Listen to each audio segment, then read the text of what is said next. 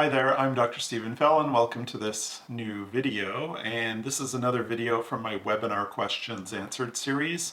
And for today's video, I'm going to answer a question from my vertical dimension case studies webinar.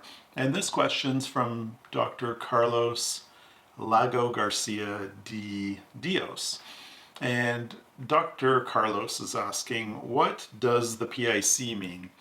And I believe later in the webinar, or as I was going through the webinar, I explained this, so you probably did get this already.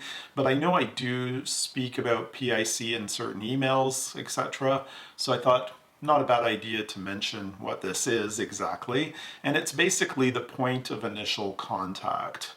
And so PIC is point of initial contact. And what we're looking at, the reference to this, is the point of initial contact with the models mounted in CR, so centric relation, after you close the models down from the bite record.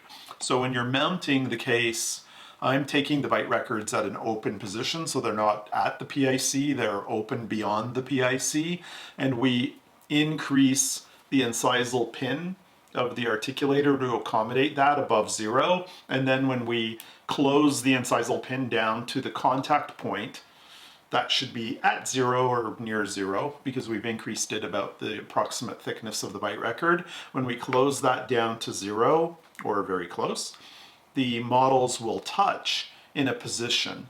And in CR, depending on where that patient touches first, if they do have a centric interference, that will be the PIC.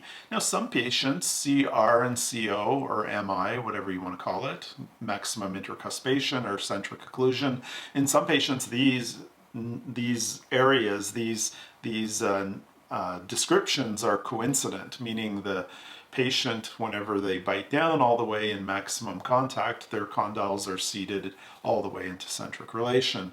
Most patients are not like that. You know, we've done thousands of these recordings over the years, and it's a very small percentage of patients that are coincident, mostly dentists that have been equilibrated. But the patients that aren't coincident, they usually have some form of point of initial contact. Occasionally there's two of them, but almost always there's one that's first. And we check this with shim stock in the patient's mouth, and we check it with shim stock on the models, and we check if they're identical. And the idea is we use this point of initial contact to refer to the mounted models and evaluate the vertical dimension changes we're thinking about. So this is very helpful to evaluate an altering of the vertical dimension. And I explain this completely in this webinar, the vertical dimension case studies webinar. I show you 3 different case studies that show 3 different scenarios built around the PIC, whether it's built at the PIC, less than the PIC, or more than the PIC. So I show case examples of these. And if you're interested in attending this webinar, I would go to videoseminar.com and register, and we'd be happy to have you while it's still available. I'm not sure how much longer I'll keep these webinars available, but for a little bit longer, we will have this available.